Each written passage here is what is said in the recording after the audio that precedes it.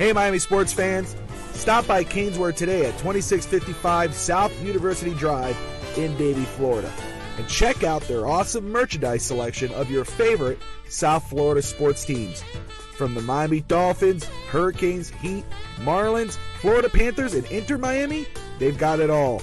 Celebrate your favorite team and show off your fandom with their beautiful team starter jackets, killer-looking helmets, team jerseys, cool shirts, and more. And if you are out of town or out of state, no worries. Go to caneswear.com and find everything they have on their site. Select what you want and they will ship your gear to you. Anything over $99 is shipped for free. Don't wait. Stop at Caneswear today. All right. Hello, everybody, and welcome to the Miami Dolphins post-game show on the Fins Talk Sports Network. I'm your host, Bobby Fins Talk, joined by FinStanza and the one and only Dolphin. Courtney, how are you, miss, since you weren't with us earlier? So after what happened today, Dolphins lose 21-14. It looked like the first half, I thought the first half wasn't bad. They were controlling the clock. They were killing it. They were killing the clock, controlling the clock. I was actually very satisfied with the first half. Second half, it just went away from there. So Courtney, I'm going to start with you. First off, how are you outside of football? But how are you with this game after this game? I'm sober, and I'm surprised that I'm sober. I'm depressed. Sober. I'm not surprised. I gotta be honest. That was embarrassing. The Bills, I think, are still a terrible team. I don't really give them a ton of credit. I think that it was a complete meltdown. The fact that your offense has 0 points in the second half, had multiple 3 and outs, that you let a 96-yard punt return. I think that's an overall, you should be embarrassed. I think that McDaniel, his play, I think that he's great at designing plays, but I think somebody else needs to be in charge of calling plays. I think that everybody who coaches our special teams should be fired.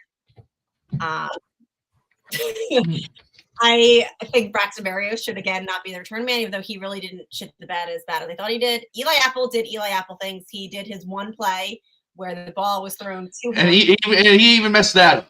Yeah. To be real. I mean. Well, everybody had an interception. It was thrown into his hands. If he didn't catch it, like a toddler could have caught that ball. It was thrown right to him. But he even fucked that up. He was doing what Eli Apple does. I think that overall it was just a complete and utter meltdown, but I can't blame our defense. Honestly, they were gassed. I mean, they played the entire second half of this field, and then your offense comes out and 3 and out, 3 and out, 3 and out. Tyreek's dropping passes again. Tua's trying to force passes to Tyreek and forcing passes that he shouldn't be throwing. Our run game ended up stalling. So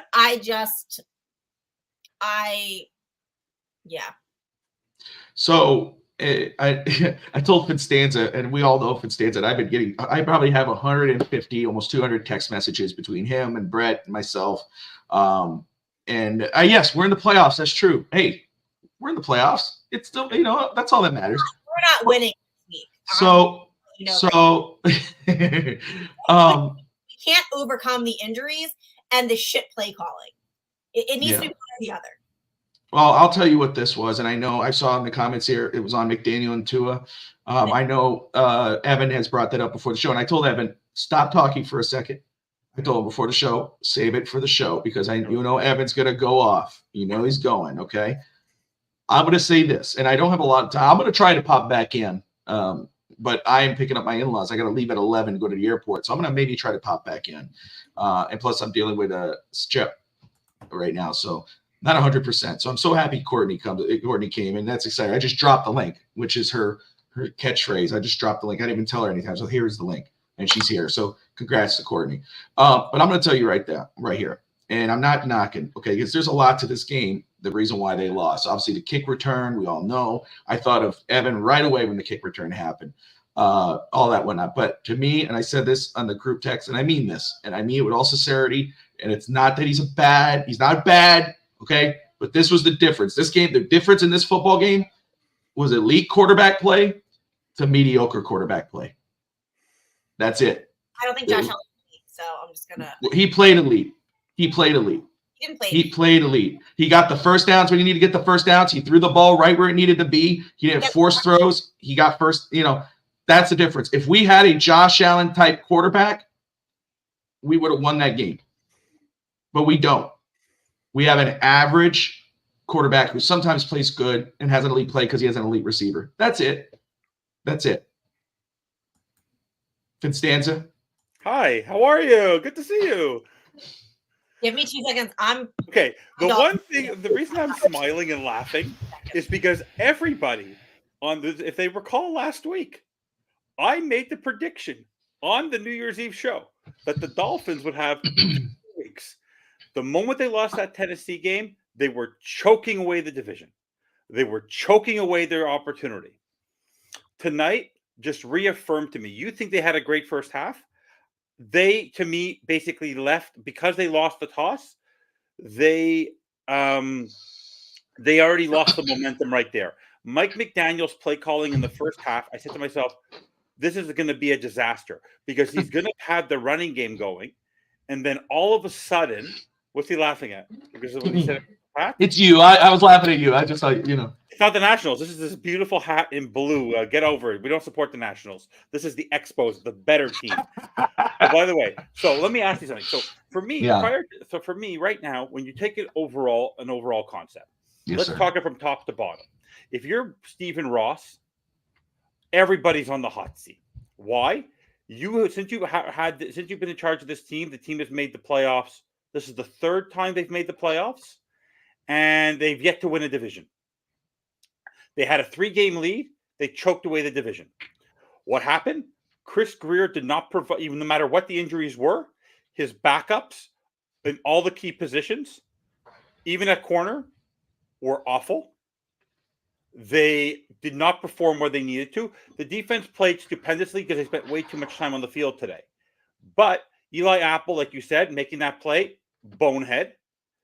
The defensive coverage on ending the second half where they had to make that last yard save was pathetic on Vic Fangio's part to play the Josh Boyer defense on that particular case. Juke Riley got pulled out very early on because the guy looked completely lost. The defense bumped Kader Kohu on that play. People might blame him, but him and Deshaun Elliott all bumping into each other. The Shafir catch, that Shakir catch where he went about 40 yards, awful because they bumped into each other. The play on Sherfield, that is on Eli Apple watching the ball. I don't care if the ball deflected. He's the fact you out of the end. Ball watching. Yep. Ball watching. A joke football player. The fact that the defense did what they could. Josh Allen threw 3. When Josh Allen has 3 turnovers and your defense keeps on giving you back the ball, the defense did everything they could. They held them to 21 points. This team at 21 points should have been able to win this football game. In the second half,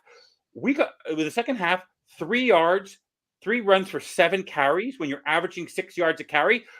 When did that happen? Last year. 7 yards a carry. Let's stop running the goddamn football. I understand what Brett's saying when he's texting me about the RPO and it's Tua's decision.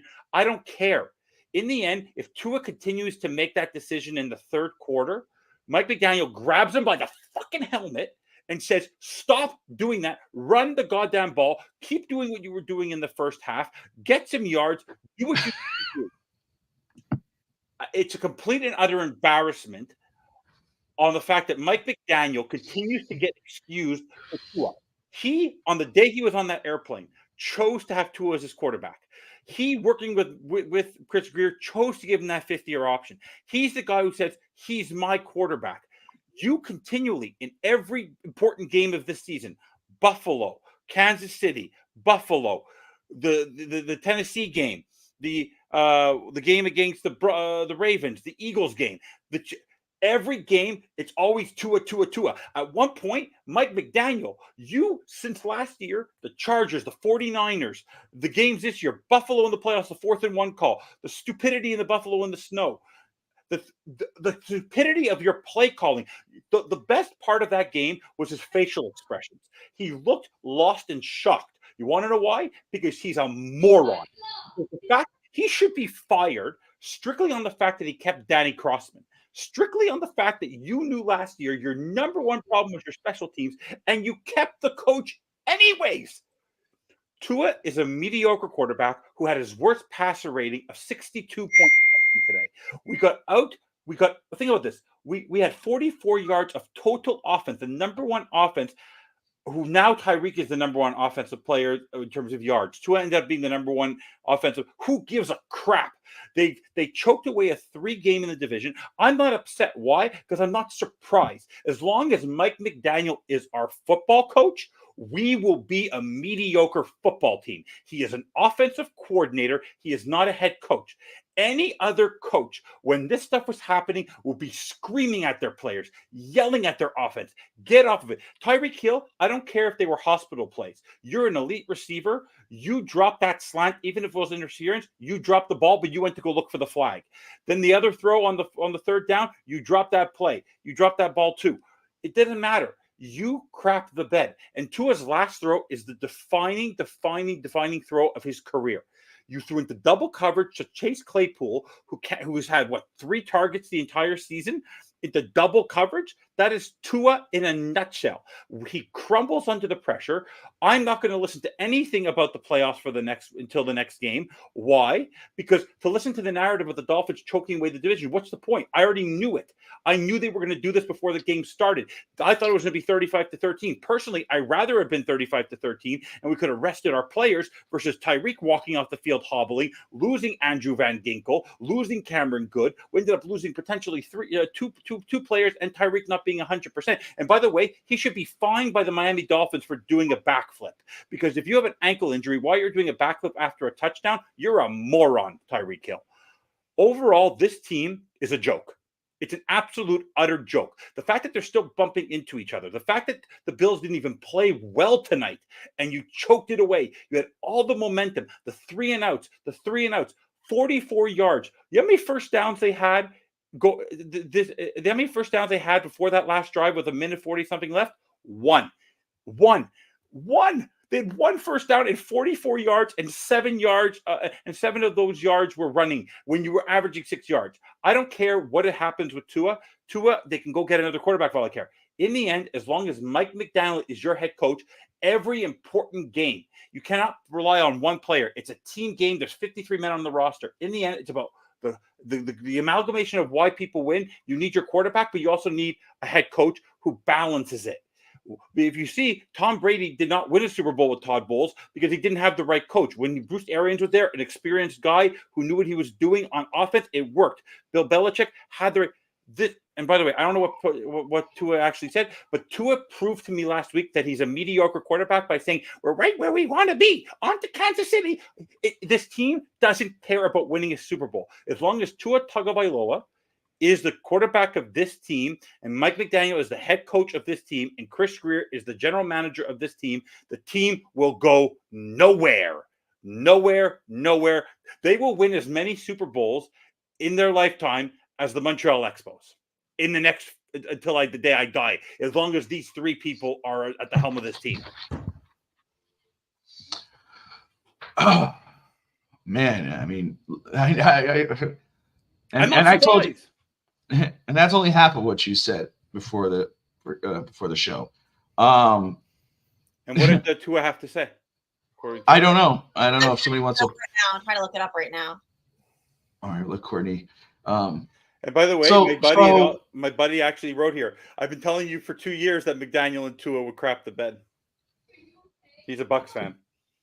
He has Super Bowls to enjoy. Courtney, let me know once you're good to go.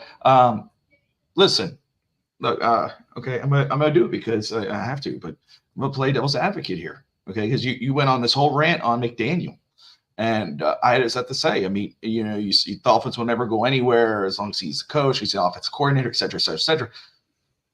2 years in a row, we're in the playoffs. No, no, come on, let's go, let's talk, let's say this. Look, 2 weeks ago, hold on, stop it. Tyreek Hill doesn't run the ball. He didn't get Raheem Mostert and Devon Achane to look like the way they've looked. Okay, let's be real. Go ahead. It's never a good feeling. The stakes are high every time we play. We understand what was at stake tonight, and we just didn't come through. And it started with me. Then he said it can take a toll on injuries. He said it can take a toll on the guys that took reps in practice. It's tough, but no one's going to feel sorry for us. We're not making any excuses. On his final interception, tried to anticipate the throw, and that was the result. What are you doing? That's what he said. Okay. At least the summer. What's the last thing? The same speech, new week. So listen, and look, the conversation you're having, or the take you're having here, for me, is something that you got to have. You could have it after the season. Fact of the matter is that they got a game. They guaranteed the playoffs 2 weeks ago. They lost to Baltimore. They lost to Buffalo, which can't be ignored. Okay, but this game here, like I was saying, I know you laughed at it earlier. Again, what did I say in the first half? I mean, in pregame, shake, rattle, roll Allen, force mistakes, kill the clock, which they did in the first half. The first half went really well. Second half got away from them. And it's an all-around look. I know the season is over. They will lose to KC. Yet, all this whatnot. I get it. I get morale is low, and I can only imagine what the morale is on the team. Because they seem like they're just. There's no fire. I've been saying this for a couple of weeks. Sadly, I agree with Evan. I don't see. If this was like the old days, if this was 72 Shula, if this was Dan Marino, if this was any other previous Jimmy Johnson, I would take it. Even Ryan Tannehill showed a little bit more oomph, and he's Ryan Tannehill. He yelled at a couple of guys. They're too lackadaisical. They don't care. Don't see they are a mirror of their head coach. I'm sorry, they're a mirror of their head coach. If Bill Belichick told me he wanted to come here next year. No, I don't want Bill Belichick. No, I'm just saying. I would take. Honestly, I've never. This is as bad. This is one of the worst choke jobs.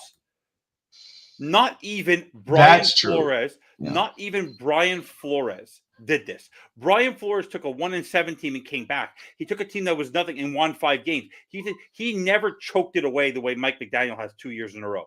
Mike McDaniel. I don't care what you said, Bobby. 3-0, 3-3, 8-3, 8-8. This year. 3-game lead with Mike McDaniel and his defense and Vic Fangio did something again with the Titans that a team has not done since in 65 years. They broke so many records for bad reasons. But Bobby, 14 points. I don't care how bad Tua was. You have the number one offense. You're the head coach. You're the play caller. I don't care. Whip up more than 14 points. That means their average in losses this year went down tonight. That means that 19 points, now maybe it went to 37-17. This team lost by 3 scores in every loss. In the end, you cannot only blame that on one player. That is an overall offensive disaster. Because, by the way, how many ineligible man downfield penalties happened today? The fact that Mike McDaniel was not screaming at Tua and not screaming at the offensive line to get their crap together. And shame on Alec Ingold. Shame on Alec Ingold for that BS hit, because that was totally unnecessary for what he did, completely away from the play. The entire offense is offensive. It's a joke. The fact that they're the number 1 rated offense is because of what they did in the first 5 games of the year, and it sort of averaged itself out. The defense tonight, a joke. It was overall, because even though they played well in the second half to keep us in the game, in the first half they were not that good. They were stupid about a lot of things. Josh Allen was giving the game away. The Buffalo Bills were giving the game away, and the Dolphins didn't want it. The Dolphins basically said, we don't want it. The Dolphins window was this year, because next year, Aaron Rodgers is going to come with full blazing anger. And I'm telling you this right now, the Jets are going to win the division next year because the Bills were not good this year. And if I told me tomorrow that they usually have to tweak the offensive line and you have Garrett Wilson and Breece Hall and Aaron Rodgers, I would take the Jets over the Dolphins right now. If Aaron Rodgers came on this football field with the existing offensive line, he would do more than what this team is doing. It's an absolute joke because you don't have the elite quarterback. So if you have an average quarterback, Bobby, look at the head coaching today. I'll give you the perfect example. Who needed to win that football game today? The Jags or the Titans? Who needed that football game?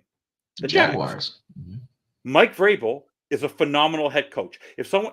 He had Ryan Tannehill, a guy who we know will not be there next year because Will Levis is going to be there. You took a guy who's not a great pocket quarterback, who has been there because he had a great running game, and Ryan Tannehill was able to work with Derrick Henry and follow the game plan with a good defense and basically kick them out of the playoffs. Why? Because they have a good head coach, not just a defensive play caller, a good head coach. You keep on stomping on the wheel about the fact of how great Mike Vrabel is. Mike Vrabel lost a lot of his players this year. Mike McDaniel is no Mike Vrabel. Mike McDaniel isn't even DeMeco Ryans. Mike McDaniel is not Kyle Shanahan. Mike McCarthy, what you know the difference with Mike McCarthy is Dak Prescott is able to do something, and they have a Micah Parsons. They have 2 star players. Today, our stars choke. Tyreek Hill, if you want to tell me this right now, our second worst player on the field today was Tyreek Hill. He drops balls so often. He should be a Kansas City Chief. And I don't care what anybody said. But you said Tyreek Hill drops a lot of passes? He dropped 2 today. Yeah. Really key first downs. Key first downs were key to continue drives. He dropped both. Go ahead, Courtney. Passes. I was like, how many times do you think that we've gotten like a star receiver for them to not do as well with Miami? Well, Tyreek's had a great year. I can't, but I'm thinking like Brandon Marshall.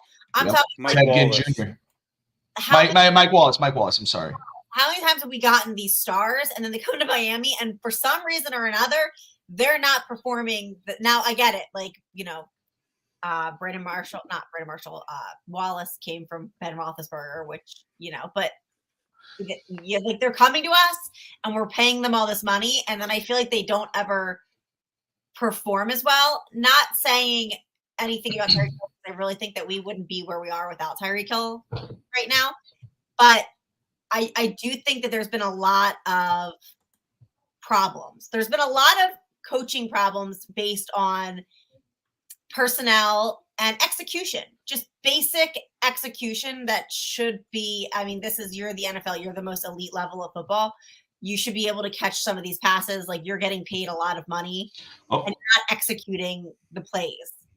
Let me just say right here, and great points by Courtney. I just want to say, I'm with him. I don't care if you're the number 1 offense in football, which is from the first few weeks. I don't care that you everything you've done or how many yards you got, close to 2,000 yards. It's not going to mean anything if you get eliminated next week. It won't mean a damn thing because the season would be a failure.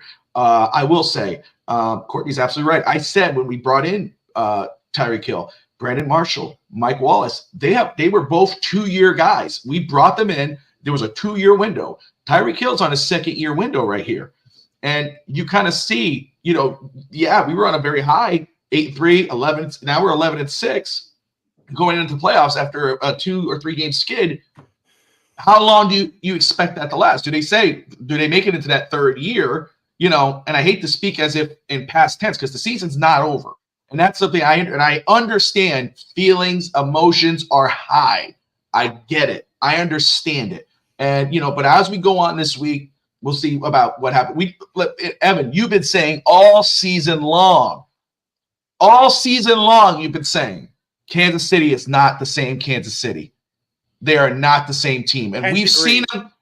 I know that, but we've seen them drop games against teams they're not supposed to.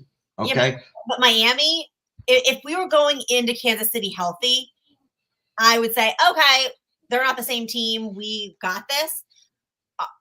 Do we have anybody on defense? Like we're decimated by injuries that the players that we have left, I don't think can go into these big games. Why the hell was Melvin Ingram out in coverage? Can somebody just throw me that there? So Vic attended this game, but then he was like, you know what? I got Nick Needham and I got Cam Smith over there, 2 young, fast guys. Let me put 34-year-old Melvin Ingram out in coverage, and he's really going to do something. And by the way, you can't. In the end, who is Vic? We all like the concept of Vic Fangio, but he did struggle in Denver. But Bobby? Very quick question. By the way, Neil's going to join. I dropped in the link. Hopefully, he joins. But Bobby, whose choice was it to hire Vic Fangio? McDaniel. Whose decision was it to have Tua as his quarterback the last 2 years? I don't know if that was his decision. Answer the question. Who is choosing him as his number one quarterback? Whether you have a backup or not, who chooses that? Who makes Chris the Greer and Stephen Ross. You want my honest answer? He didn't decide who Tua was his quarterback. He was forced on. I think he was hired with the idea that Tua was going to be his quarterback. Go ahead, Courtney. I'm sorry. And then who kept Danny Crossman? Let Courtney answer. Go ahead, Courtney. Tua was forced on McDaniel. I don't think McDaniel was like, I want Tua. I think they were like, I think that's why he was hired. Tua. And I think that he came over what he could do. But I think that, and it's people are fighting with me daily, but I think that Fangio is past his prime. I think everyone's like, oh, half the NFL uses his plays. Right. So half the NFL can game plan against what Fangio is going to call. And Fangio has been made some questionable calls. I have been criticizing him for weeks now. He's questionable calls. I think he's stubborn. I think he's old. I think he's set in his ways. And I don't think that his game, I think he defends a different game of football than what there is today. I think back in the day, he was a guru, but I think the game of football has evolved and he has not evolved with it. That's my opinion. And I'm dying on the hill because he keeps starting Eli fucking Apple. So I'm going to let FinStanza and Courtney take over. I did drop the link for anyone who wants to pop on and give their takes on this game. Neil should be on. Hopefully, I see that he said he's going to try to. He's on his way home. So I'm going to. The link drop. Did you drop the link? I did drop the link. I'll drop it again. I will try to pop back in, if not in the car, if I get back and it's still going. But by the way, you know what's actually nice? You know what's actually really nice? That I actually set my expectations last Sunday. So this doesn't surprise me. I'm not disappointed. I knew this was going to happen. Like, I knew Mike McDaniel, as the head coach of this team, was going to crap the bed. I knew going into halftime that it was going to be, I knew that we were going to come back to a rough half. I knew that we were up, and I knew the second half was going to be shit. I knew that I had a feeling. Everyone was high going in the second half, and I was like, it's a whole new game. And so, Neil, great to see you, brother. I'm going to pop off. Got to go pick up the in-laws at the airport. But, hey, guys, in case I don't see anybody, like, subscribe, and Fins up. It's not over. The season is not over. I want everyone to smile as best you can. I know it sucks. I know it burns. No. But we'll gosh, God help us all. We got one more. Yeah. So Evan, I don't want to smile. I know. But there it is. There's the smile. That's it. I'm ending on that note. Appreciate you guys. I'll see you guys in a little bit. Fins up.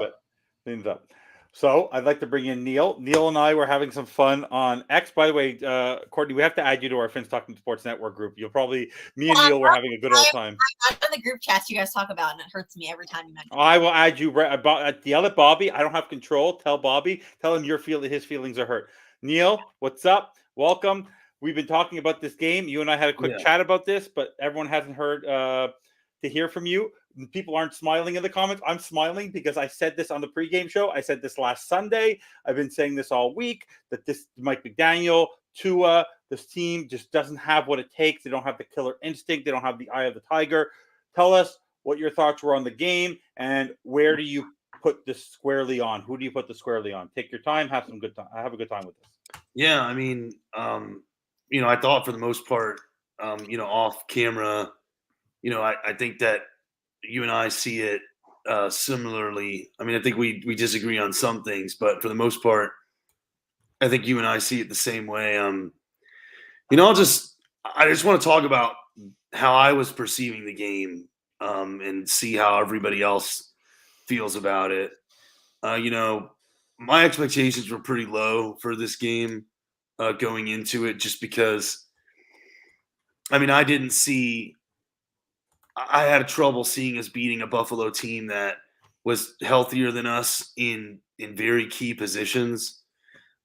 and us missing a large portion of our offense in Mostert and Waddle, and just having Tyreek and a bunch of guys, was concerning. And I thought that, if Achane had a big game and, the same game as Baltimore, maybe we would have a chance, but it wasn't enough against Baltimore. So it was like, for me, I was kind of like, all right, it's hard for me to see us beating them, even though it's at home. I expected it to be close.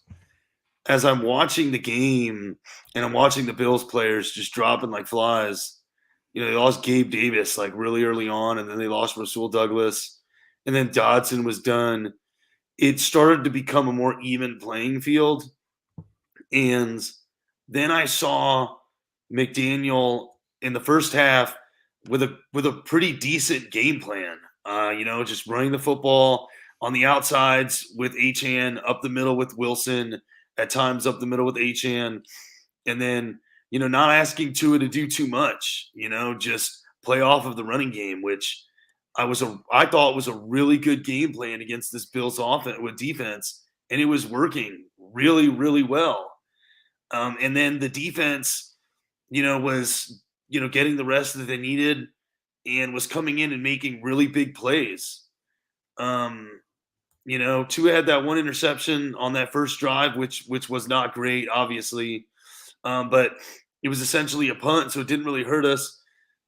The defense was getting turnovers, had 2 red zone interceptions. It looked like complimentary football from the offense and the defense. We're up 14-7 going into the half, and I'm sitting there like, okay, like this is a game plan that can work. Let's see this game plan get established in the second half.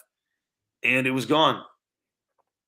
It was gone just like that. It was, and I know that this has been the theme all year, right? Like against Kansas City, this happened. Philadelphia, this happened. Even against the Ravens, this happened. As lopsided as that score was, there was a consistent game plan working. And then all of a sudden, McDaniel decided to just drop back and throw at every pass, it seemed like. There were a couple of runs sprinkled in there, but I feel like Achane had 10 carries in the game for 56 yards. I think he got all 10 of those in the first half. I'm probably wrong. He might have got 2 in the entire second half. Who's this? Achane. Achane. No, they had 3 carries for 7 total yards. Okay, all right. So he got 2 carries in the second half. Yeah. And Jeff Wilson had 9 carries the whole game. Most of those probably came in the first half too. You get the stop on Allen on that first drive in the third quarter, and I'm sitting there like, all right, like this is it, man. Just run the ball. You've got momentum. And it never materialized. And then instead of running the football, it was actually a counter. I felt like the game plan went from really good to hurting us. Yep. Like it was the exact opposite of what you should do in that situation. And it put the entire offense in a really bad spot. And he takes the podium every week. Okay. And he says, I put the offense in a bad spot. I'm calling the wrong plays. I'm forcing them into bad positions. But why isn't it changing? I think that McDaniel needs to be taken away from play calling abilities. And yeah. So I'm. What does Frank Smith do? Exactly. So well, I want to get to this too. I'm sorry, I'm getting long-winded. I understand. No, you take your time. We have plenty of time. Enjoy.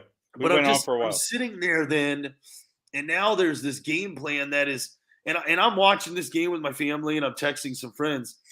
And Tua, they go 3 and out with some weird pass plays that aren't like, if you want to pass the ball when you're up with all the momentum, all right, I guess. But why are you trying to throw 15-yard pass plays? Why is everything, long? Why is there no crossing routes? Why are we not trying to get Achane in space? Okay, like.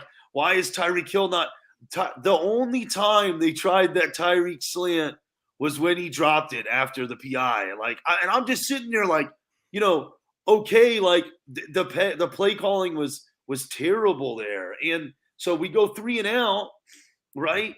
And inexplicably, we punt to a returner, all right, with how bad our special teams has been all year. Inexplicably, they called Jake Bailey, just boot it, and let's try to get him down. Like, we've gotten anybody down at the 5-yard line. Like, did you see Justin Bethel? By the way, like, go watch the replay. Justin Bethel stopped. He let him go. Bless Justin Bethel. He stood there and he let him go. He didn't even. He go. What? Listen, wait, what? And then Cam Good, who is supposed to cover that hole, okay, for some reason runs into Ingold, and then he gets hurt and he's out for the season. He's gone. He's carted off. So not only does he blow his assignment, but he gets hurt doing it, which it's and that's sad, and I feel bad for him. But it's a comedy of errors at that point. And Danny Crossman will not survive that. I think that's a positive. He should have been fired last. Well, he will be. I think he will be. I would put money right now that Danny Crossman will not survive that call. He will be fired at the end. They're going to look to scapegoat somebody, and he will lose his job because of that for sure.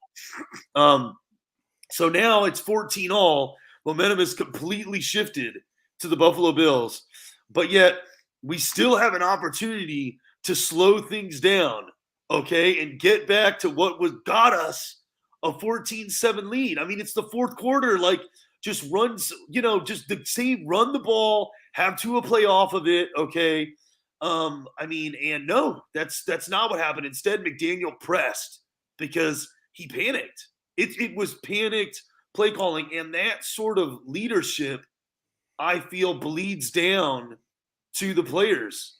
And Tua started panicking too. And you know what? I imagine he's got to be better than that. Yeah, he's got to be better than that. Can you want to hear something why I know the season is over? Why I think the season – just think about this perspective.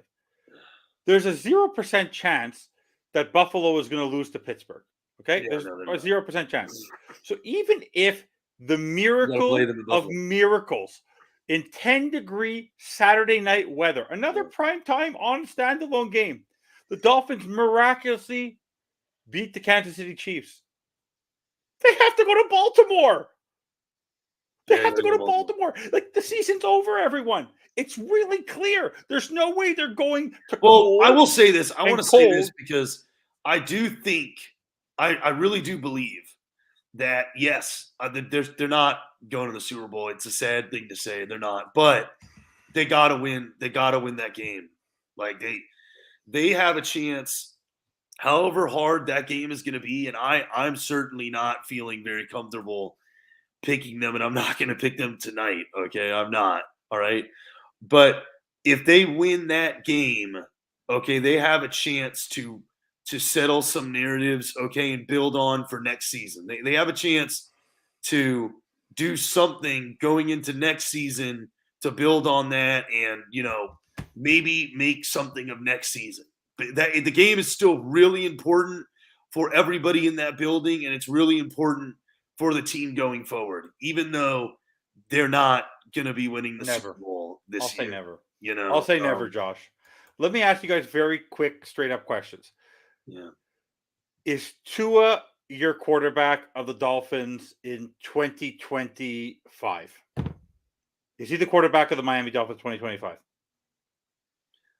I think it's a hard question it's hard to say no to that because I don't see any reasonable alternatives out there. Okay. You wouldn't go draft one. Yeah, but you can't draft a quarterback with this team because this team is a win now team. If Justin Fields was available right now, would you go get him? Would you go get Justin Fields right now if they want to go draft? No, I wouldn't get Justin Fields right now. No, you wouldn't.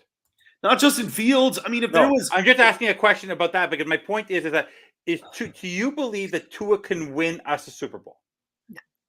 Do I think Tua is Josh Allen or Patrick Mahomes? No. Is he Trent Dilfer? I don't think he's those guys. Is he Trent Dilfer? Meaning that does he have the skill set after 4 years in the league to be smart enough to not make these boneheaded throws. Because that last throw, Neil, that last throw into double coverage to Chase Claypool was the worst throw. And he said it was an anticipatory throw again.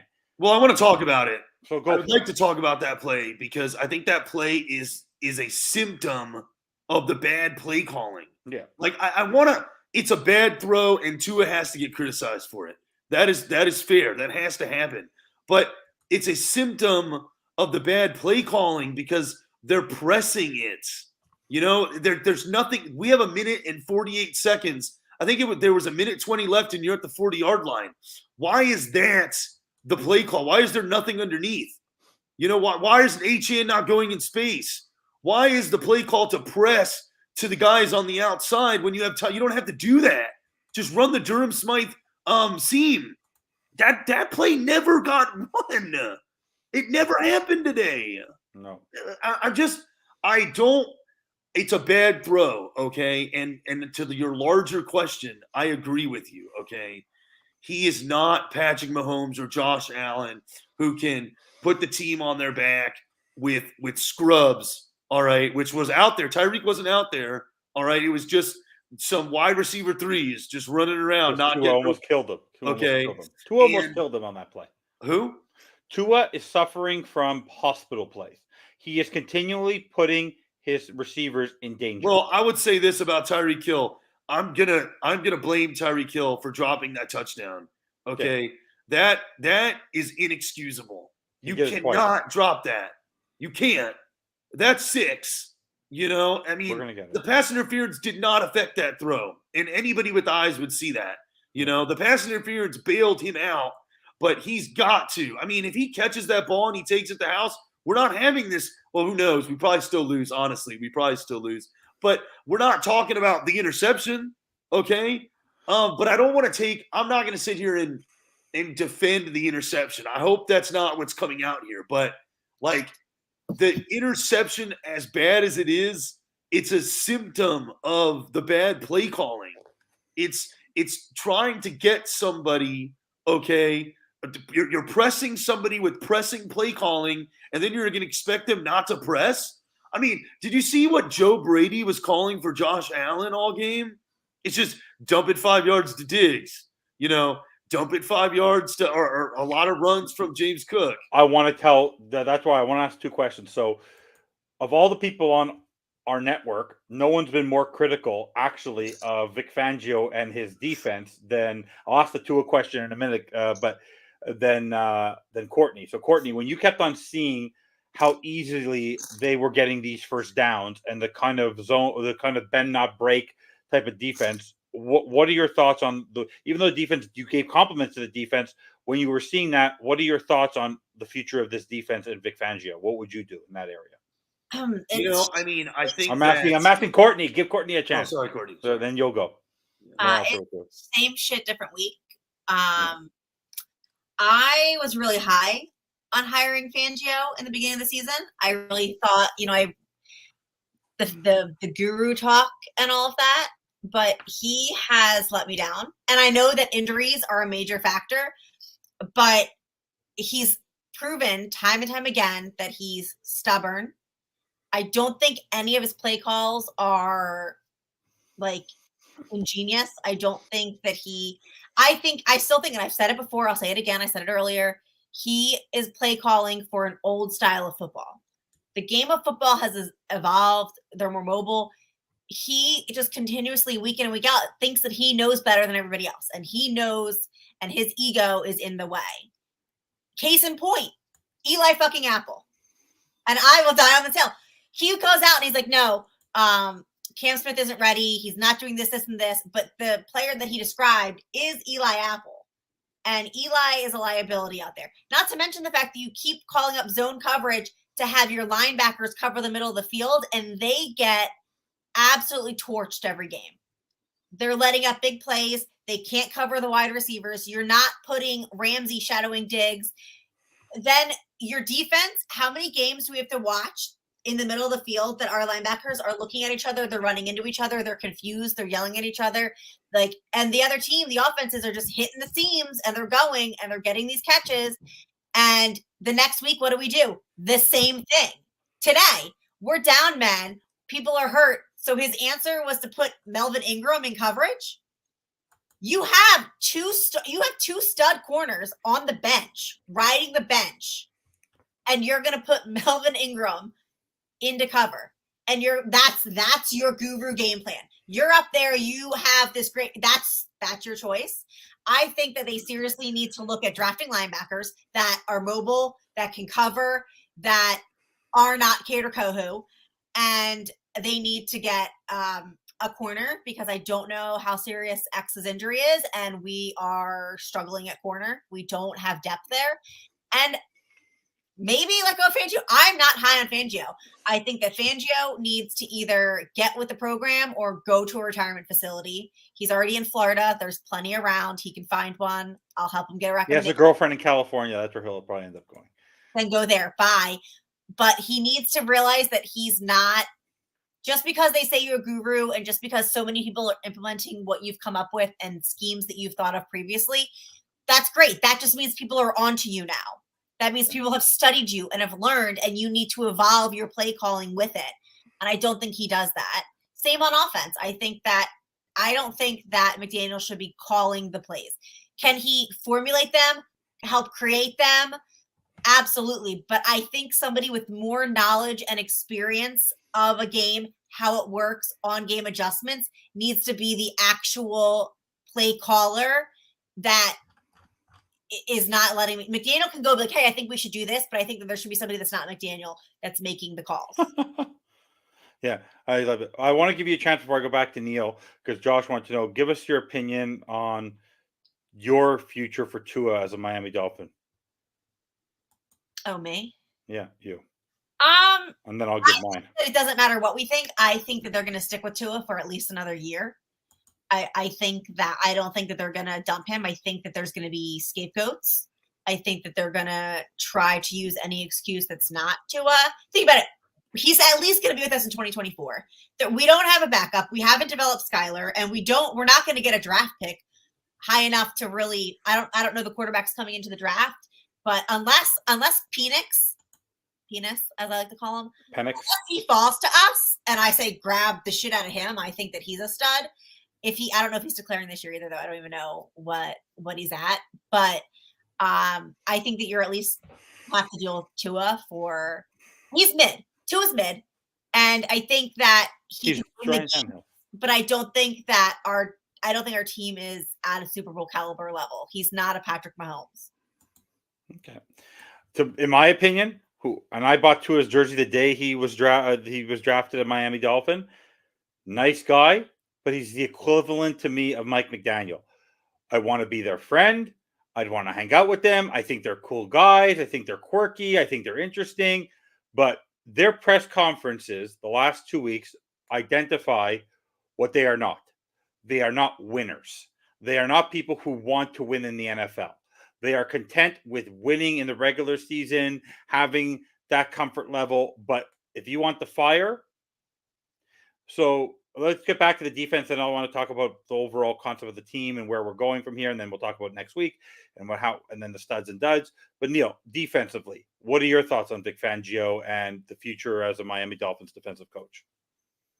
I mean, I think we all saw some pretty blatantly terrible defensive play calls, and it's kind of hard to pick which one was the worst. I think the worst one was not necessarily the Melvin Ingram on the, lining up on the boundary. Although that was really bad. But my worst Fangio play call of the day was that the Josh Boyer special. Okay. We got lucky, okay, that they didn't score a touchdown. I mean, Jerome Baker made a hell of a play, and I don't want to take it away from him, but they had a chance to at least 2 passes into the end zone from the 10-yard line, okay? And they got guys that are able to do that, all right? And that was probably the worst one, the play before, where everybody just lines up in the end zone, and they're just going to let any guy catch a ball and run 10 yards. That one made absolutely no sense to me at all in that situation.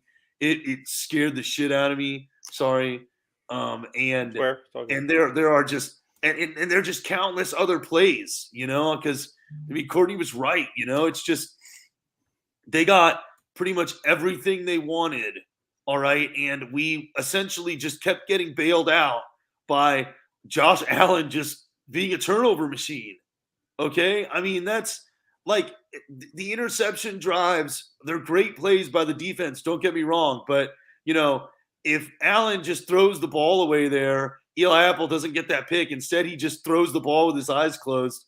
And okay, Eli Apple gets that interception. And then, the other pick is him again just throwing this Hail Mary ball to nobody. And the guy's right. Deshaun Elliott's right there to get it. I mean, these aren't – anybody should be able to make those plays. But the fact that the Bills – pretty much most of their drives, except a couple, were able to get into the red zone in the first place is very – and I know that there are a lot of defensive injuries, but I was very frustrated that Ramsey was not shadowing Diggs the whole game. The massive Diggs catch that set up their first touchdown, Eli Apple again, dude. And I have no idea why Eli Apple was there. It doesn't make any sense to me because – after that, I guess Fangio learned, so he put Ramsey on him instead of 50-50. It started to look like 75% of the time. And then you never saw Diggs catch another ball like that. But why there when we're up 14 or 7-0, is it like, oh, yeah, I'll let Eli just let's see what happens. He knows what's going to happen. There's nobody. I'm telling you, I'm dying on the hill. I'm dying on it. Eli Apple has to have blackmail on Vic Fangio. He's got to. By the way, no. If that's the case, Chris Greer has something on Stephen Ross. There's no way that any coach sanely has watched Eli Apple play. And then what other killed me is Deshaun. Dude, how Dalton Kincaid what Allen's two favorite targets are, okay? It's Stephon Diggs and the freaking tight end. And Gabe Davis is gone, so you know that he's going to go to those two guys. And so how is Deshaun Elliott just consistently not being on Dalton Kincaid? I mean, it was like he was late every time. The middle of the field, it's wide open. It's like nobody knows who's Moses part of the Red Sea. Like, they're looking at each other. They're running in. Is this my man? It's like, we need flags out there so that they know, like, okay, buddy, stay inside your flags. This is your zone. Because they don't know what the fuck is going on. And every team, if you watch it, every team is just like, middle of the field, middle of the field. Our linebackers like, you, me, I don't know. Am I on offense? That was the highlight for me. Eli Apple is playing well, according to Chris Collinsworth. By the way, Eli Apple is But I actually am convinced that inadvertently, Vic Fangio, because he was asleep, picked up Josh Boyer's playbook because he was blitzing. And then whenever it was, because this was a Josh Boyer special, whenever it was 3rd and 17 or 3rd and 15 or 3rd and 14, they'd get the first down. Josh Allen had years to run. Like that with 3 minutes left, they took a penalty. They took a 5-yard penalty. Yeah, I know. And then he was able to run 14 yards. Are you kidding me, Vic Fangio?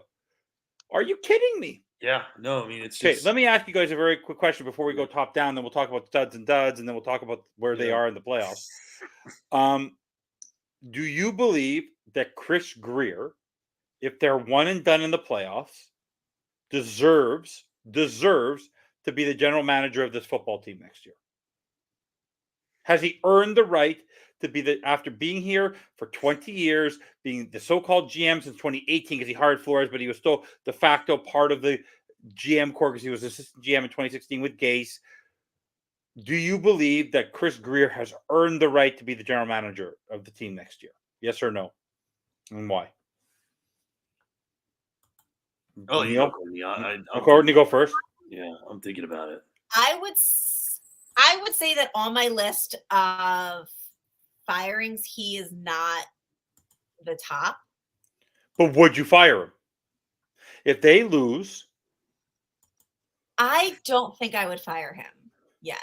I think bigger fish to fry.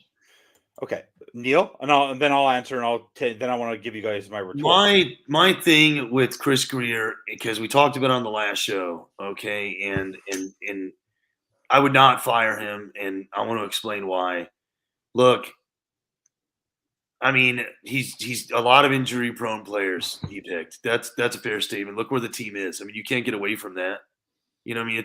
It's you know, I don't know how all the injuries piled up the way they did this year. Is it the trainers, or is it really just that all these players are that injury prone? Who the hell knows? Okay, but he got all these guys and they're not playing because they're all hurt. Okay, and the reason the linebackers are as bad as they are is because the position has never been prioritized, and the reason why we have a injury prone left tackle is because he signed him to that massive contract. Okay. And Tehran's here in the playoffs, which is crazy. So in depth, the reason why our depth is the way it is because he didn't really prioritize depth. Now, a lot of that is because you have to allocate your resources. I mean, you can't have everything, most teams do not have everything. Right. And so I understand that. And so when I look at Grier and his entire body of work, albeit that the players are always injured, he got good players. And if they had not been injured, who knows where we would be. So, no, I mean, I wouldn't fire him. I wouldn't. Not right now. The players that he got, did he get because the coach told him to get them? That doesn't work that way, though. He chooses to get Tyreek Hill. That is not Mike McDaniel. But let me just ask you guys something. Do you realize if Chris Grier is fired, let's just say, because Brett wants to fire him, Bobby Melendez wants to fire him, everyone a bunch of people in the comments said, let him go. I think he has something on Stephen Ross, but if you fire Chris Grier, which I don't think they will do yet, unless they get destroyed next week, there's two things that can happen. If Chris Grier gets fired, Mike McDaniel is not your head coach anymore, and Tua is not your quarterback anymore. The reason I say that is because there's no way Stephen Ross is going, and no general manager, they're not going to be able to hire a general manager unless they fire Chris Grier and they shift Marvin Allen or Reggie McKenzie, and then that's the only saving grace for Mike McDaniel and Tua. The only way they are able to do this is to give it one more year, give it the third year like they gave Flores, and give these three guys a shot again. And after Tua's option, he's gone. But I said this at the end of last season, those three are tied at the hip. There's no way Tua was Grier's guy, but if Tua is Grier's guy, that means, and McDaniel is part, McDaniel basically committed that to himself, because it's the only job opportunity he got. So for me, I have a feeling they will be back. If I had my own decision, they'd all be gone. Because at this point, I'm more proud.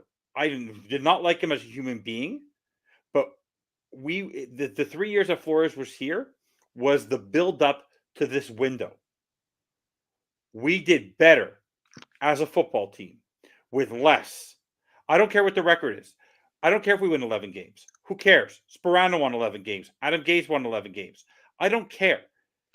We have done more with Brian Flores than we've done with Mike McDaniel, because Mike McDaniel had way more. He did not have a top corner. He did not have a top wide receiver. He didn't have a so-called top quarterback. He didn't have a top-level left tackle. He had freaking Jesse Davis.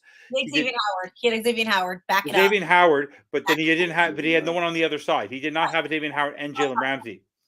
He did not have a stout. He had a very young. He did not have the beginning of Javon Holland at the beginning. He did not have the security of what he had. A young Christian Wilkins. He did not have the beginning of Zach Sealer yet. He did not. The offensive line was a disaster.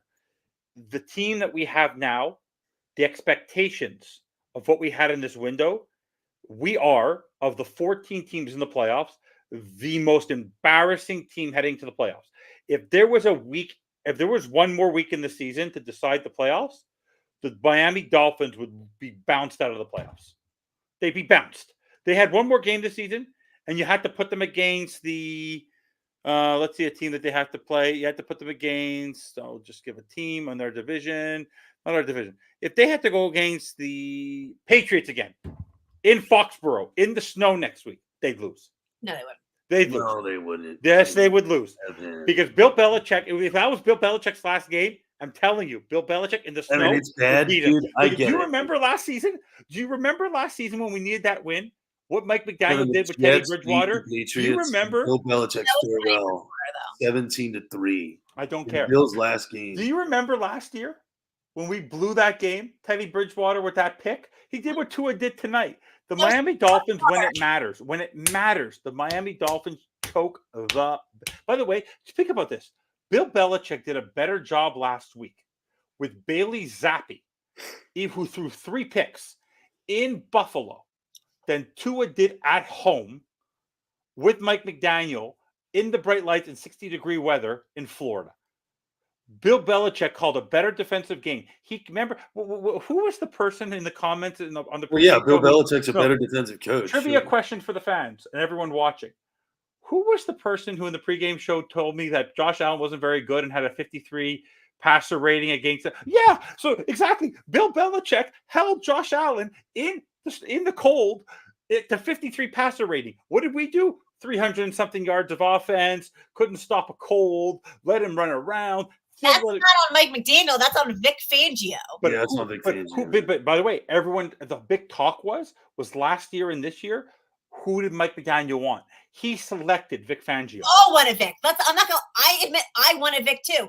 I didn't realize that everybody did. Everybody wanted Vic. Senile, and that he was going to. No, they're not. But everybody wanted. Everybody wanted Vic, and honestly, I think Vic is good. Look, I know a lot of people think Vic might not be back next year, but where's he going to go? Who wants Vic? He's going to retire. He's going to retire. He didn't even want to come. You know who we're going to probably get? Sean Desai is probably going to come here. I would think, because it looks like play calling duties have been taken away from him in Philadelphia. Well, that worked really well for the Eagles, losing 5 of 6. And by the way, breaking news, I'm very happy because honestly, I'm telling you this right now. If they lose out, I'm telling you this right now. Private jet, I guarantee you. Do you understand? If they get destroyed next week? You know what the number one rumor is going to be now that the Falcons have fired Arthur Smith and there's that opening in LA. You don't think that Tom Garfinkel right now, if they get embarrassed next week and they lose out and they blow this and they don't even win a playoff game, you don't think that at 80-something years old, I will cheer it on. You don't think that Vic Fangio, that Stephen Ross and Tom Garfinkel are not going to open up the cash register if John Harbaugh says, I'll come to South Beach? You don't think they'll attempt to do that again? 2 Michigan grads who just beat Alabama? Are you kidding me? I am because Stephen Ross didn't want Tua to begin with. Everyone knows this. He wanted Brady. He wanted Peyton. They went after Deshaun Watson. People seem to forget. This looks. Everyone saw Stephen Ross all happy over the last couple of weeks, because before in the month of November when we were winning and the Waddle and this and that. If they blow this, you haven't seen Stephen Ross in the last 3-4 weeks, have you? You haven't. You saw him in the Jets game. Besides that, you haven't seen him. If they crap the bed next week and they get destroyed and they don't win a playoff game, and they've yet to win a playoff game since he's taken over the team, if he has the opportunity to go get Jim Harbaugh, whose record as an NFL coach is phenomenal, and brought up Colin Kaepernick out of nowhere, I'm telling you, he will go get He'll go get Jim Harbaugh.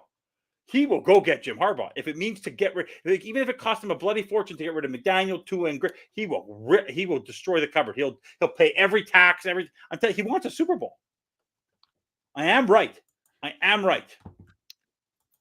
Tell me. Let me ask you: would you go get John Harbaugh? I would, in a heartbeat. My thing right now, I'd give him full control. I don't want to go through another rebuild. It's not with John Harbaugh. Okay. I do not. They would. That would be a full rebuild, because then you would need new defensive coordinator, new GM. You got a new coach. He's going to want a new quarterback. That's a rebuild. It's a full rebuild. Yeah, go look at when you get. Did you see the record? Have you seen John Harbaugh? Have you seen Jim Harbaugh? No, because Jim Harbaugh, they could trade for. Who's going to be his quarterback? Because we don't have a great draft pick slot. There would be a full rebuild. No, you can go get go get a veteran quarterback. You keep the running game going. There's so many ways to balance and attack. Look at what the Cleveland Browns. Okay, I'll give you a perspective. The Cleveland Browns lost Nick Chubb, and Deshaun Watson. They lost 26% of their payroll. They ended up with the top defense in the NFL.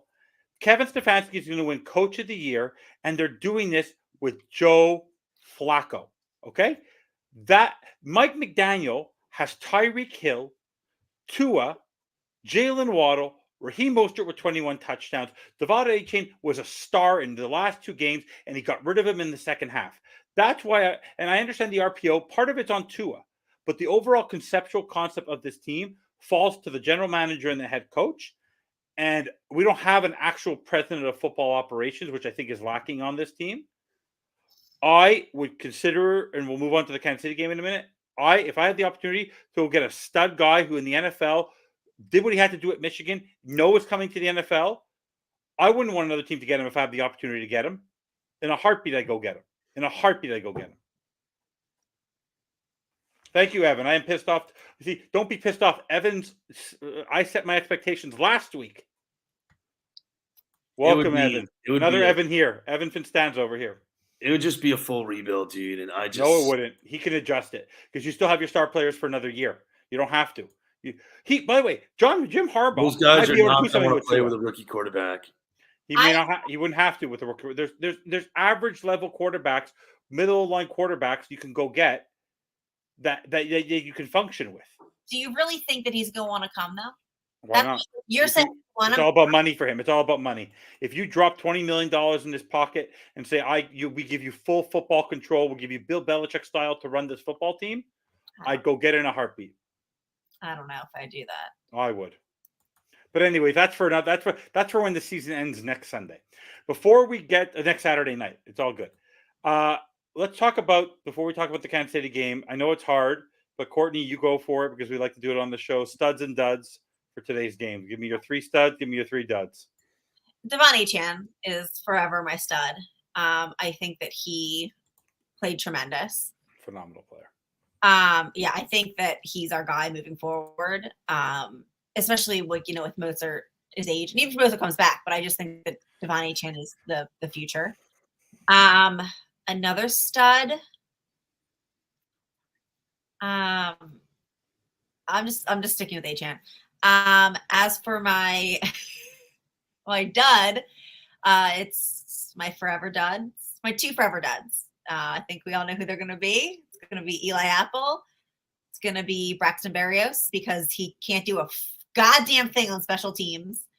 How many times does special team play happen on the opposite side of the field? Like never us. No one's breaking it out. When was the last time we had a breakout run, like a special teams touchdown? Can anybody? We're going back years now. No, forever. And my other dud is. Yeah. I've been talking about that, Christian. I've been talking about that for the last like 5 minutes. Yeah, I've been saying that for the last 5 minutes. I think my other dud is just going to be the entire linebacking core. Because they got to get their shit together.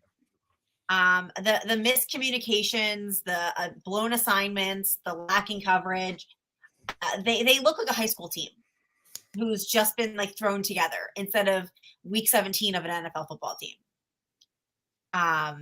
Yeah, special teams coordinator goes. My hot take, I want to bring in Devin Hester to run my special teams. I don't give a shit what anybody says. Jim Harbaugh will do it. Nobody. That's my hot take. Devin Hester, I will advocate for him. I will fly down. I think he's in Atlanta. I think Devin Hester would be the best special teams guy. So those are my studs and duds. I think that those are my 3 duds, and Devontae Etienne is my only stud. Go for it, Neil. I think Devontae Etienne should be one of the studs, just like Courtney said, because if the game, not only did he play well, okay, but if the game plan had actually been followed and he had been utilized more, I feel like we would be having a different conversation. Maybe it wouldn't be a victory, but I think it would be a lot more wholesome and joyful. So I'm going to give him the stud for that. My duds, McDaniel for sure, just inexplicably going away from the game plan. Danny Crossman, I mean, he's going to be fired for sure. because of that. I mean, that will doom him for sure. And Vic Fangio as well. There were just some defensive plays that Stephon Diggs catch. It just never should have happened. It never should have happened. And then my other dud, and this is going to be, I don't know, people might not agree with this, but I'm going to say Tua and Tyreek Hill. Tua played really terribly down the stretch, pressing. I think, again, it was a symptom of the play calling, but he shares in that as well. That first interception was really bad. The second one was even worse. Nobody was open. He should have thrown that ball away. But again, he's just trying to press and play hero ball. And then Tyreek Hill dropping that touchdown. And in every big game, Tyreek Hill has dropped the touchdown. And it's terrible. And I don't think he's getting criticized enough for it because he's Tyreek Hill and he's had a great season. But you can't do that. You can't be the best player on the team and be dropping game-changing touchdowns every single big playoff game type game. And he's probably going to drop one in Kansas City. I mean, now it's almost like you expect it. So those are my studs and duds. Okay. So for me, when it comes to the studs, I'll give more than one. I'm going to give it to the whole run backing core because Jeff Wilson actually did his job. When he had to get chunk runs, he looked great also. So Devon Achane and Jeff Wilson did their jobs at that level. My only other stud I will give to him is the other two studs because I'm going to give it to them as a group because I want to go in a group. On the defensive line, I will not criticize the effort. Even though he missed a tackle of Zach Sealer and Christian Wilkins, they did everything they possibly could. That strips that trifecta of a strips of the tackle, sack, and fumble recovery of Christian Wilkins was great. And then you want Jerome Baker, no matter how to play the way you did with that knee, to come back and fight it out and then get that stop, no matter how bad the rest of your defenders were, got to give you kudos. On the dud perspective, just to talk about the offense as a whole. When it comes to Tua proved to himself tonight that he is not an elite quarterback. His last throw basically said he is a robot. He can't make decisions for himself, and when he makes a decision for himself, he's relying on the hope and a prayer that the person will be there in order to catch the ball, which is a little ridiculous. Tyreek Hill, it's actually not the drops that piss me off. If you're coming off an ankle injury, what are you doing a cartwheel for? If you're hobbling off the field in the fourth quarter, how are you able to do the backflips that you're able to perform? It's an absolute disaster. When it comes to Vic Fangio, the reason I give him a dud was just because he was too the open space to have people get these chunk first downs was absolutely embarrassing. And like I said, the linebacker coverage, they weren't executing, but he's the leader of this defense. And the fact that the defense went from 25th down to 4th, back up to probably not even the top 10 is an embarrassment to be that kind of a yo-yo of a defense. I don't care what the injuries are. And then Mike McDaniel. The reason why I have to stay on that Mike McDaniel, I want him gone train, and I will continue to say it, is because there's no time to solve it. You are a reflection. You represent the football team. There are 53 men, and you're the leader of those men. The lack of fire and the fact that I still don't see the anger on the sidelines of any of these players, and the fact that you look shocked on the sideline every time something would happen, they are lost. The fact that Tua just lifted up his helmet and did this and didn't. If I was him, I would have taken my helmet, taken the 15-yard penalty, and I would have thrown the helmet into the stands. That's how angry I would have been after that throw at myself. So the fact that Mike McDaniel does not build a fire. Thank you, Evan. We both agree. GP, thank you for the super chat. I really love it. Thank you. Appreciate it. We really appreciate it. But Mike McDaniel, he is not a head coach. I said this last year, Courtney, that I believe, I don't know what Frank Smith's position is. Is he the offensive line coach? Then why do you have Bush Berry? What the heck is Frank Smith doing? I've never actually seen a picture of Frank Smith. I've seen more pictures of or images of Austin Clark, the defensive line coach, on the sidelines getting excited than I do of Frank Smith. I don't even think he's there. I see him walking in with Tyreek Hill before a game in Frankfurt. I don't see him anywhere else to record during the course of the game. For me, Mike McDaniel is a microcosm of this football team. this team would be the build of this team. Brian Flores needed a team like this in order to win an actual season. We'd be further along in this development of our team with Brian Flores than we would be with Mike McDaniel in terms of a structure, because at this point he couldn't build an offensive staff. I understand that, but at the same time, if you have a Tyreek Hill on your football team, you'll find a way to make it work, because even Bill Belichick, who was not an offensive wizard, still if he had a good quarterback, would make something work. For me, Mike McDaniel is a microcosm of the whole overall issue with the Miami Dolphins. Now that we know this, and I actually called it before the game started, I prefer to go to Kansas City only because the Dolphins at home, I don't care what the record was, to face Josh Allen twice, who's their daddy, this whole channel is an embarrassment to football. Oh, it's so nice of you to say that. Who is this person? I don't know, but they didn't spell embarrassment right. But the person just gave love how they super can't chat. even put their first name and last name. It's just. You know what I love about that? Yeah. I gotta love it, because the person gave us a super chat. Hide behind something other than your name. That's great. That's fantastic. I appreciate it. Maybe one more chat. He even gave us a super chat, so I need to keep him around, I guess. If the channel's so bad, why are you still here? Exactly. If we're so bad, why do you watch the show if you don't like it? So now we're off to Kansas City, as Bill Belichick likes to say. Oh, Courtney. Yeah. Look at these people. They're so nice. Look at these morons. If you want me to block them, I'll block them. But I don't care. I know we're having fun with them. Heading into Kansas City. Kansas City did not have a good season, but they are the reigning, defending Super Bowl champions. What would you? Is there any level of confidence that we can go in and beat the Kansas City Chiefs in 10-degree weather? And if so, what are you hoping to see from this football team? What will be the key for you? Like the number one key? Like can you possibly see this team, the way they basically floundered in December again into January, can go into Arrowhead and beat the Kansas City Chiefs?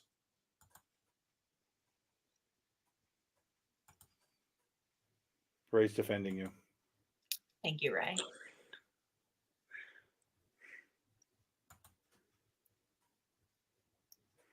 Go for it. Is this me or? Yeah, it was you. I was asking you, how can we go in? I think it comes down to execution.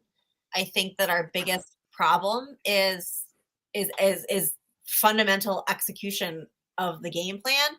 I think that that's what it comes down to. If one word, I guess, would be execution. But we can't go in there. Our secondary can't look like they don't know what they're doing, what the play call is, whose assignment is whose. I mean, bring it back to basics if you have to. Bring it back to man coverage if you have to. That's the problem with zone and why I hate zone coverage. And I know people say there's a time and place for zone, but it's so easy for a receiver to sit through the seams of zone because the two defenders are looking at each other thinking that's your zone. Who play man. Like you got to be on them.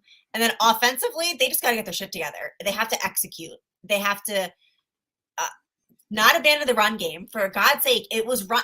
Achane is averaging 8 yards a carry on the season. It's insane. And if we get Mozart back, I mean, you have to let them take the pressure off Tua because Tua, Tyreek, they're not executing well right now. There's a struggle there. So take the pressure off, run the ball.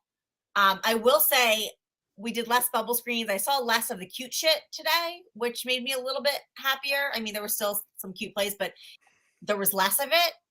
And that's an improvement. But I really think it just comes down to basic execution and not putting Eli Apple on the field. I'm going to die on this hill. I don't care. I will stand outside of Vic Fangio's office with a sign. Get Eli Apple off. I don't care. At this point, you could go pick up a hobo off the street and put him in and have more confidence than Eli Apple out on the field. Mm-hmm. Neil? So the question is, how confident am I that they're going to go into Kansas City and get it done? And what do they need to do in order to do that? Is that it? What do you have any to start off very, very quickly? Do you have any faith that the Miami Dolphins can go in and win? And if you do, how? So tonight I don't tonight. And to be honest with you, like don't really know how much faith they have that they can go into Kansas City and get it done after that. You know what I mean? The way that this season has ended, just consistently not being able to beat playoff teams and, ending the season this way, on this kind of losing streak, losing to Baltimore and, the Tennessee loss and now this loss at home. No, I don't have any faith that they're going to get it done. The weather doesn't actually worry me too much. I know a lot of people get hyped up about the weather and the primetime game and how we suck in primetime. That's not like those things aren't what give me no faith. What gives me no faith is that, Courtney said it last week, like I think she mentioned the definition of insanity. And she's right. That's exactly what's happening right now. They're losing the same exact way against these teams. It's a Tyreek drop. It's establishing a run game and then abandoning it just for no reason at all. Okay. As soon as McDaniel sees single high safety, he's like, oh shit, like let's just throw it every down now. I'm like, no, what is going on? And then it's pressing play calling in situations where you don't need to do that. Thank God he didn't challenge anything. I think someone took the red flag from him. That's the only. Oh, by the way, do you realize that Josh had the moron not used his timeout so early on with 4 minutes left and 3 minutes left that on Josh Allen, when he put his hand out of bounds, he actually could have thrown the challenge flag, but unfortunately he didn't have any timeouts. And that actually changed the course of the game. You know what though? I mean, wouldn't it have just been a few seconds season. Though?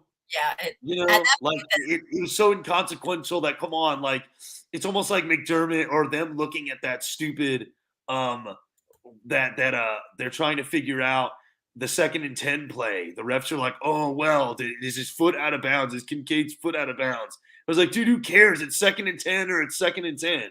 It doesn't matter. Like I don't fault him for that. My larger point though is that we're gonna lose to Kansas City because we are not going to be consistent throughout the entire game on offense.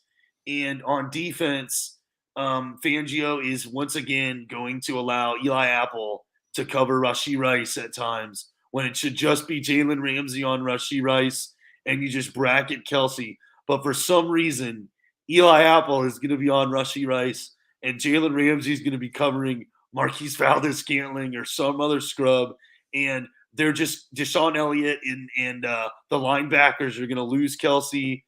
And, Josh said something earlier in the chat. And he said that Fangio, it was something along the lines of execution on the defensive side might be more at fault than Fangio. I push back on that a little bit because you can't ask players to do something they're not doing well. You know what I mean? Like you never put – like, for instance, like as a prosecutor, we don't have our bad prosecutors trying high-profile cases, okay? We put our best people on those cases. We know everybody's strengths and weaknesses, okay? And so we do it that way. Fangio is asking these guys to do something that they cannot do. And so he just needs to simplify it more often than not in the game, okay? But he refuses to do that, and these are the results. So, yeah, man, just to sum it up, sadly, I don't have a lot of confidence Saturday night. I said that if we lost this game, it was going to come down to Eli Apple and the defense. It could be ugly Saturday night too, guys. I think Saturday's going to be ugly because they're going to have Deshaun Elliott and Cater who cover. I just think they're heartbroken. Really imagine this game and having to how do you get up from that? There's only one way to do it. You need a game where they literally have Mostert back because you're going to get Mostert and Waddle back. And honestly, you have to basically do what an actual. You have nothing to lose at this point, Miami Dolphins. You've already embarrassed yourself enough. How do you win football games? Pretend that Tua Tagovailoa is Skylar Thompson. What you did in Buffalo last year worked. Yeah. Just run the goddamn football. Yeah. Run. Your defense will Christian Wilkins will play up for this game. The Jackson will be up for this game. It will be a tough sledding for both sides. People like the Bengals, people like the Texans, other teams have gone in there and have had success in the cold. The question, and we have played okay in the cold. When the problem is that if we start to throw the ball in this cold weather, we are done, kaput, destroyed. Mm-hmm. You basically have to the way to win this football game is to allow Tua not to lose it for you. That's how you win this football game. The way they're going to survive the playoffs is in spite of Tua. That's the only way. Hear me out. If we have nothing to lose, put Cam Smith in. The rookie needs. Vic Fangio won't do it though, because Vic Fangio does experience. If you want him to be your starter next year, if you think he's your future, he needs the experience in game. And honestly, could he really be worse than Eli Apple? There's no way humanly possible that he could be worse than Eli Apple. And if you have nothing to lose, then you need to put the rookie in. I think if you simplify the defense, then Cam Smith being in is not a big deal. Cam Smith can play man coverage. His problem play simple coverages. He can play coverage. You could put him on anybody, and I think he'll be there. And he plays the ball very well. The problem is that Fangio doesn't think he fits his scheme. But if you want, he needs real world experience. He's on your scout team. And the one thing that I'll say about to put him on your scout team and to not give him some experience, let him get out there. And you'd rather watch Eli Apple get dogged every play. I know that as soon as I don't have to look at the screen. As soon as I hear that Josh Allen threw a completed pass, I knew that it was on Eli Apple or Kader Kohou. And the one thing I'll say about Tua and Josh, I mean, I agree with what Josh just said right there. Get back to the three-step drop, then run the ball. Look, in the first half of this game, Tua was playing okay because the run game was going. His handoffs were gorgeous. Those handoffs were great. And he was playing off of that though. Like the passes he was making were being helped because the run game was going so well. Okay, he was playing off the play action. All right, it was looking fine. I would have liked to have seen a whole game of that, and then seen what Tua's numbers looked like. You might have gotten the deep ball at that point. You never know. Stop letting McDaniel call plays. Let him think of the plays. Let him formulate the plays. Let him doodle in his little book. It will never happen, though. That's the problem. That will never happen. Guys, think about this from a perspective. There is more faith that people would give at this point Mike Tomlin and Mason Rudolph a better chance because of the experience of Mike Tomlin to go into Buffalo to win that game. People are going to give Matt LaFleur and the way Jordan Love played this season as a rookie more faith to go into Dallas and beat the Dallas Cowboys. People are going to give Matthew Stafford and the team that was not supposed to go anywhere because they gave away F them picks, the Rams, to go into Detroit to beat the Detroit Lions. People have faith that the road team of the people don't give much chance to the Texans, but a road team like the Browns with Joe Flacco is going to go in and beat the Texans or whatever. The one game where people are basically going to give people no shot is the Miami Dolphins, because the Miami Dolphins like I'm going to say this right now. Colin Cowherd was right. We are basically a fake Gucci bag. And that's what Mike McDaniel is. Mike McDaniel is more worried about his $400 pair of running shoes, his capris, his Givenchy sweatshirts, his $150,000 Audi, and showing us that he gets to the office. I have a famous line that I say to my boss all the time, but I work really hard. But he goes, but everyone works hard. But I put in a lot of extra hours. But that doesn't matter. Does that make you more efficient? Mike McDaniel going to the office at 2 o'clock in the morning does it. I don't care. What are the results on the field? And so far, in your first 2 years, in the games that mattered, you have choked. Your team has choked. And this year, you have 6 losses. And you have lost by 3, on average of 3 scores. on average. You need to score at least 2 touchdowns and a field goal, or two touchdowns, a 2-point conversion, and a field goal in order to win those football games on average.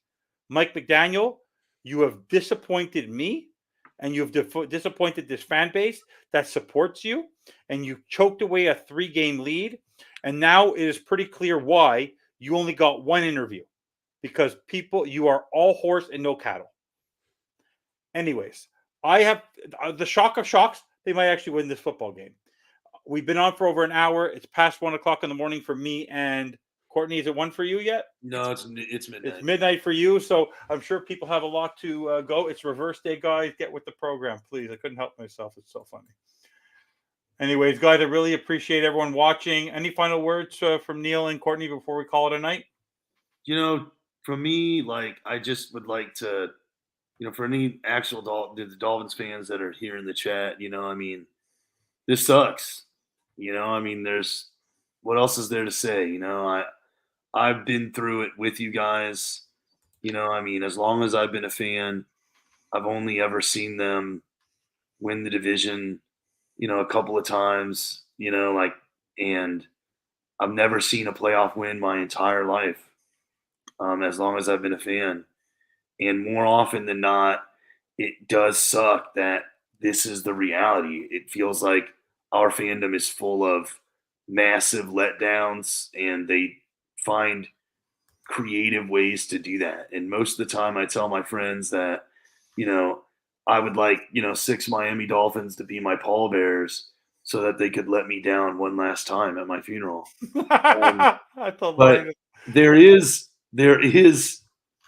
I know it's hard right now, and tonight sucks, and I don't know when I'm going to go to sleep because I'm just going to be rolling around thinking about this. But it is going to one day be better. Okay, I don't know when that day is. I don't know. I thought it was sooner rather than later, and now I'm starting to feel like I'm 32 now, and maybe my son will see the better days, he's almost 2, so maybe he'll get to grow up differently than me. But one day it will be better, and just take it easy. All right, try not to let it get you too wrapped up. And at least there's one more week. There's a lot of teams in the NFL that can't even say that, I guess. So I read your first comment also that we're all Tua is our MVP. We're all haters. No, we're not. We're having a good time. Before I give my final word, Courtney? I think let it out. Be angry. I give fans 24 to 48 hours to just let it out and feel the feels. It doesn't feel great. I'm obviously, I don't know if people think I have a fucking Dolphins tattoo on my body that's not going anywhere. I'm not leaving the fan base. I'm locked in for life. We love the team. It has nothing to do with We love the team. We're allowed to be disappointed. We're allowed to be angry, sad, depressed, just as the positive people are allowed to not want to feel that way. Great. Good for you. I'm not you. But I also am raising another generation of Dolphin fans. And Steeler fans. They're, not living the best life anyway right now. But we just gotta hope for the best. I don't think this season we're hoping for this. So this isn't Super Bowl. This isn't a Super Bowl season. I almost wish we didn't make the playoffs so that we could get a little bit better of a draft pick to kind of build up the roster that we need to. I think the career doesn't know how to draft, so why would you want that? It's on my lower stomach. If you scroll all the way down on my Twitter, there's a picture of it, last year. But I think that we just need to let it out and move on to the Chiefs. And if anybody can lock Eli Apple in his house for the next week, do me a solid. I'll Venmo you. And other than that, I just think we have to we gotta step up, and we'll move on to the Chiefs. And talk to me on Wednesday. I'll be ready to face the Chiefs, and I'll tear down Patrick Mahomes and Travis Kelce, and we'll do all that. But for right now, I'm gonna lay in bed and cry. I'm fortunate in living where I live that I have in another sport, the greatest hockey team that ever existed. We have won 24 championships. Okay. The only other team that's ever won more championships are the New York Yankees in baseball. I've only experienced 2 in my lifetime. One I was 4 and the other one I was 11. I've been fortunate to see it, but it's been 30 years since a Canadian team has won a Stanley Cup. And you've seen more Stanley Cups near where you live, Courtney, with the Penguins than I have with the Canadians in the last couple of years. I wear this hat. I don't follow hockey. I believe what you say. I'm actually I'm just telling you what you say. I wear this hat. This is a team. Everyone knows this logo. If you don't know this logo, you should be ashamed of yourself.